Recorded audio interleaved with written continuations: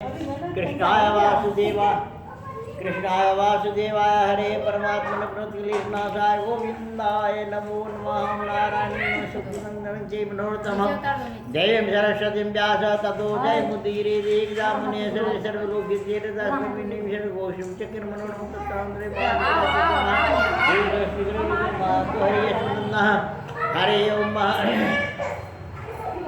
ओम एक समय नैमिषारण्य तीर्थ में शौनक आदि 88,000 ऋषियों ने श्री सूत जी से प्रश्न करते हैं, पूछते हैं कि हे प्रभु, इस कलयुग में वेद विद्या रहित मनुष्यों को प्रभु भक्ति भगवान में कैसे भक्ति मिलेगा, ऐसी कथा और उसका उद्धार कैसे होगा। हे मुनिश्रेष्ठ, कोई ऐसा तप ऐसा व्रत कहिए जो थोड़े समय में पूर्ण प्राप्त हो, मनवांछित फल मिले। ऐसी कथा सुनने की हमारी परम इच्छा है। तो सभी शास्त्रों को जानने वाले सूत जी कहते कि हे वैष्णव में पूज्य, आप सबने प्राणी हित की बात पूछी है, सभी प्राणियों के हित की बात पूछी है। अब मैं उस श्रेष्ठ व्रत को आप लोगों से कहूँगा जिस व्रत को नारद जी ने लक्ष्मी नारायण भगवान से पूछा था और लक्ष्मीपति ने मुनि श्रेष्ठ नारद से कहा था। तो आप लोग ध्यान से सुनेंगे। इसी तरह से एक में योगीराज नारद जी दूसरों की हित की इच्छा से, दूसरों की भलाई करने की इच्छा से अनेक लोगों में घूमते इस मृत लोक में आप पहुँचे हैं। यहाँ पर अनेक योनियों में जन्मे हुए प्रायः सभी मनुष्यों को अपने अपने कर्म के अनुसार अनेक दुखों से पीड़ित देख करके सोचने लगते हैं, विचार करने लगते हैं, कौन सा यत्न करने से, कौन सा काम करने से निश्चय ही इन प्राणियों का, इन दुखियों का दुख नाश हो सकेगा। ऐसा मन में सोच विचार करके नारद जी जो विष्णु लोक को गए हैं, वहाँ पर क्या देखते हैं, शशंक चक्रम सकिरीट कुंडलम सपीतवस्त्रम सरसेरुहेक्षणम। जिनके हाथों में वहाँ पर जाते हैं, देखते हैं कि श्वेत वर्ण और चार भुजाओं वाले देवों के इस नारायण को देख करके, जिनके हाथों में जो है शंख है, चक्र है, गदा है, पद्म है, वरमाला पहने हुए हैं, नारद जी देख करके उनको स्तुति करने लगते हैं कि हे भगवान, आप अत्यंत शक्ति से संपन्न है, मंत्र तथा वाणी भी आपको नहीं पा सकती है, न आपका आदि है, न आपका मध्य है, न आपका अंत है। आप निर्गुण स्वरूप सृष्टि आदि भूत और भक्तों के दुखों को नष्ट करने वाले हैं, आपको मेरा नमस्कार है। इस तरह से नारद जी जो है भगवान विष्णु के सामने में प्रार्थना कर रहे हैं। नारद जी से इस प्रकार से स्तुति सुनकर के विष्णु भगवान प्रकट होते हैं और कहते हैं, हे मुनिश्रेष्ठ, आपके मन में क्या इच्छा है, किस काम के लिए आप यहाँ पर आए हैं, निसंकोच होकर के मुझे बतलाइए। आपके कथनानुसार जो है ना, मैं आपको सही बातों को उत्तर दूंगा। तब नारद जी कहते हैं, हे प्रभु, मृत्यु लोग में सब मनुष्य अनेक योनियों में पैदा हुए हैं और अपने अपने कर्म के अनुसार जो है अनेक प्रकार के दुखी हो रहे हैं, अपने अपने कर्म के अनुसार अनेक प्रकार के दुखों से दुखी हो रहे हैं। हे नाथ, हे प्रभु, यदि आप मुझ पर दया रखते हो तो बताए कि उन मनुष्यों का सब दुख जो थोड़े ही प्रयत्न करने से कैसे दूर हो सकेगा। विष्णु भगवान कहते हैं कि बोले कि हे नारद जी, आपने सभी मनुष्य की भलाई के लिए बहुत अच्छी बात पूछी है। जिस काम के करने से मनुष्य मुँह से छूट जाता है, वह मैं कहता हूँ ध्यान से सुनो। बहुत पुण्य को देने वाला स्वर्ग तथा मृत्युलोक दोनों में एक दुर्लभ एक उत्तम व्रत है। आज मैं प्रेम को होकर के आपसे मैं कहता हूँ, श्री सत्यनारायण भगवान का यह व्रत अच्छी तरह से विधि पूर्वक करके मनुष्य धरती पर जो है आयु पर्यंत सुख होकर के अंत में जो है मरने पर मोक्ष को प्राप्त होता है। श्री भगवान के वचन सुनकर के नारद मुनि कहते हैं, हे भगवान, उस व्रत का क्या फल है, इसका विधान क्या है और किस किस ने यह व्रत किया है, किस ने यह व्रत करना चाहिए, कैसे करना चाहिए, सब विस्तार से मुझे बतलाइए। विष्णु भगवान कहते हैं कि हे नारद, यह जो है दुख शोक आदि को दूर करने वाले हैं, धन और धान को बढ़ाने वाला है, सौभाग्य और संतान को देने वाला है, यह सभी जो है विजय प्रदान करने वाला है, और भक्ति और श्रद्धा के साथ किसी भी दिन मनुष्य जो है श्री सत्यनारायण भगवान का जो है प्रातः काल के समय में, संध्या समय में ब्राह्मणों के सहयोग से, बंधु बांधव समाज परिवार के साथ जो है धर्म पर आए होकर के व्रत रख करके उसको पूजा करना चाहिए। लेकिन सभी भक्ति भाव से नैवेद्य क्या है, केले का फल है, शहद है, घी है, दूध है और गेहूँ का आटा सवाल। और सब पदार्थों को भगवान को अर्पण कर देना चाहिए।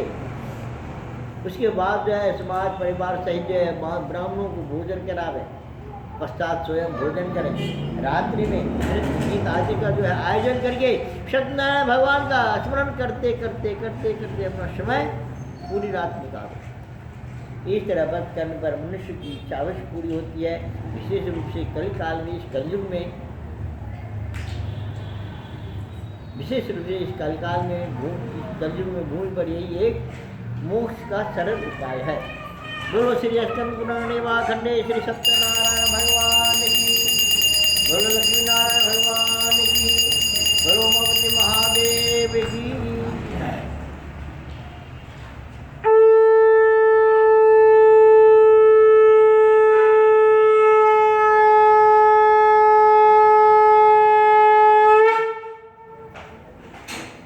द्वितीय अध्याय सूची कहते हैं, हे ऋषियों, जिसने पहले समय में इस व्रत को किया है उसका इतिहास कहता हूँ। ध्यान से सुनो। सुंदर काशीपुरी नगरी में एक अत्यंत गरीब ब्राह्मण रहता था और भूख और प्यास से बेचैन होकर के प्रत्येक दिन जो पृथ्वी पर इधर से उधर, कभी इस कॉलोनी में, कभी उस कॉलोनी में, कभी इस शहर में, कभी उस शहर में जाकर के भिक्षा मांगता था। उसके बाद में ब्राह्मणों से प्रेम करने वाले भगवान ने श्री सत्यनारायण भगवान का एक दिन की बात है, बूढ़े ब्राह्मण को दुखी देख करके बूढ़े ब्राह्मण का रूप धारण कर उस ब्राह्मण के पास आदर के साथ गया और प्रेम से पूछता है कि हे ब्राह्मण, हे विप्र, आप प्रत्येक दिन जो है इस तरह से दुखी होकर पृथ्वी पर क्यों घूमते रहते हो, क्या कारण है? हे ब्राह्मण, यह सब मुझे को मैं सुनना चाहता हूँ। ब्राह्मण बोला कि मैं बहुत गरीब ब्राह्मण हूँ, भिक्षा के लिए पृथ्वी पर जो इधर से घूमता रहता है। हे भगवान, यदि आप इसे छुटकारा पाने का कोई उपाय जानते हो तो कृपा करिए मुझे बतलाइए। बूढ़े ब्राह्मण बोलता है, हे ब्राह्मण, सत्यनारायण भगवान मनवान तो फल देने वाले हैं, इसीलिए तुम जो है उसका पूजन करो। जिसे करने से मनुष्य जो है सभी दुखों से मुक्त हो जाता है, छूट जाता है। ब्राह्मण को व्रत का सारा विधान बतला करके बूढ़े ब्राह्मण का रूप धारण करने वाला भगवान वहाँ से अंतर ध्यान हो गया है, लुप्त हो गए। और जिस व्रत को बूढ़े ब्राह्मण ने मुझे बतलाया है, मैं उसको अवश्य करूँगा, उसको करूँगा। लेकिन करूँगा तो कैसे करूँगा, क्योंकि पैसा नहीं है।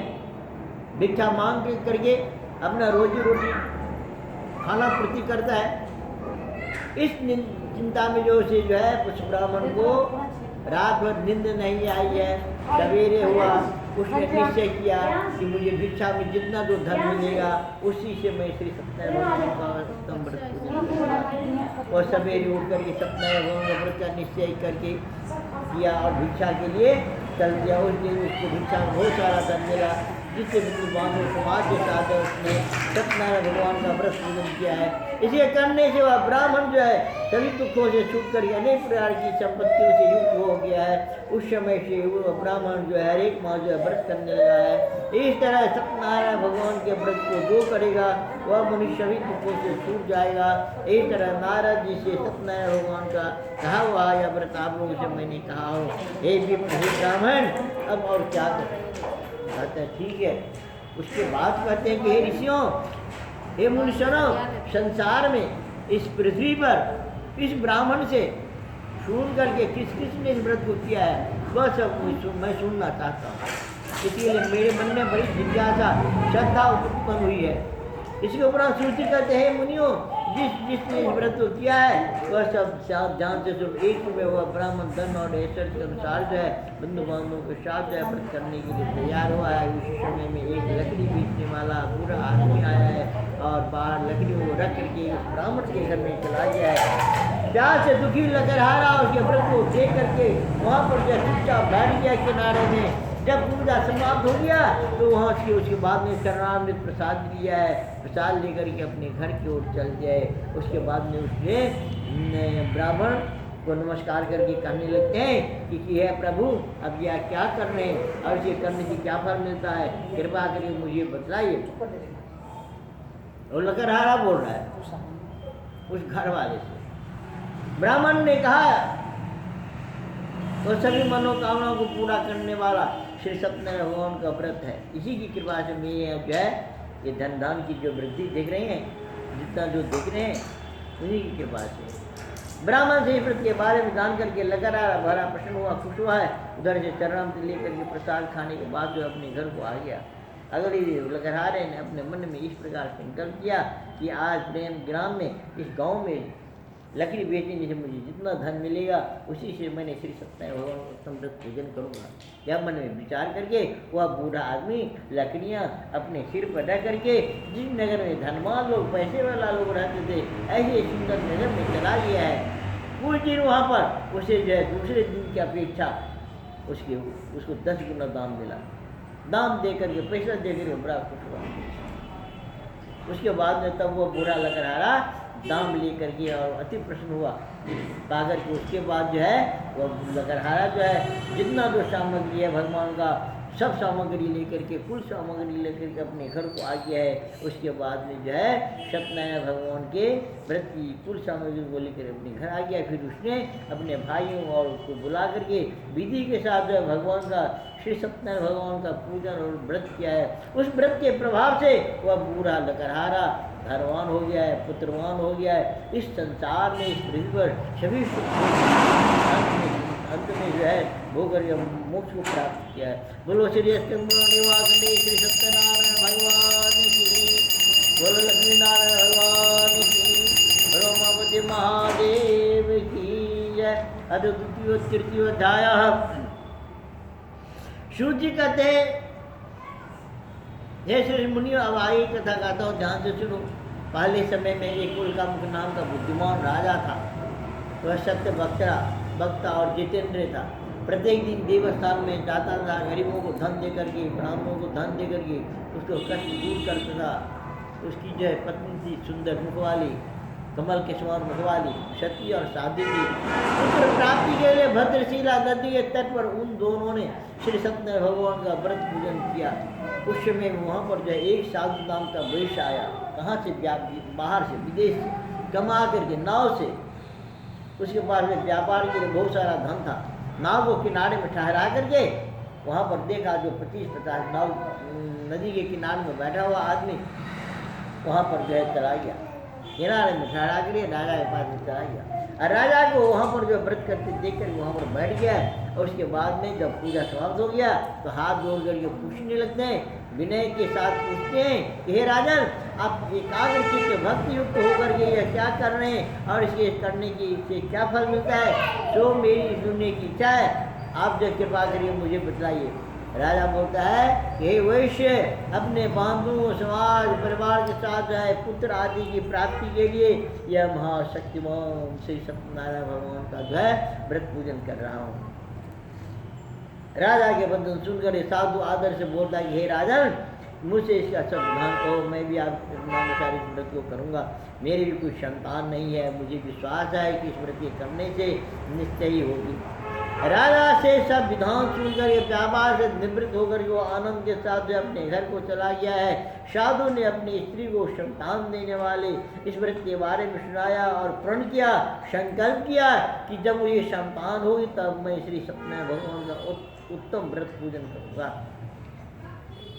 साधु ने ऐसे वचन अपनी स्त्री लीलावती से कहे। एक दिन की बात है, उसकी स्त्री लीलावती अपने पति के साथ जो आनंद होकर के सांसारिक धर्म में प्रवृत्त होकर के 10वें महीने में उसने एक सुंदर कन्या का जन्म दिया है। वह कन्या जो है इस तरह से बढ़ने लगी है जैसे शुक्ल पक्ष का चंद्रमा बढ़ता है। दिनानुदिन वह कन्या बढ़ने लगी। इसके बाद उसका नामकरण किया गया, कन्या का नाम कलावती रखा गया। तब लीलावती ने मीठे शब्दों में प्रेम पूर्वक अपने पति देव से कहते हैं कि जो आपने संकल्प किया था कि जब मुझे संतान होगी तब मैंने श्री सत्यनारायण भगवान का उत्तम व्रत पूजन करूँगा। सो आप जो है क्यों नहीं करने, कब करेंगे? साधु बोलता है, हे प्रिय, इतना जल्दी मत करो, इतना जल्दी क्या है, इसके विवाह के समय मैं करूँगा। इस प्रकार से अपनी पत्नी को आश्वासन देकर के वह नगर में चला गया व्यापार करने के लिए, नौकरी करने के लिए। जब उसके बाद में 15-20 साल के बाद में उसने अपने घर में आया तो उसने देखा कलावती अपने पिता के घर में बड़ी हो गई है। वह समझ गया धर्म और मर्यादा को जानने वाले साधु ने जब नगर में शकुन के साथ अपनी पुत्री को खेलते हुए देखा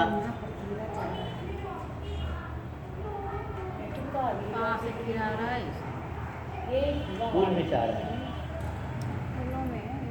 फूल में चाह रहा है। करा दी जब पिता के घर में अपनी लड़की को बड़ी होती देख ली, साधु ने समझ गया, धर्म और मर्यादा को समझने वाले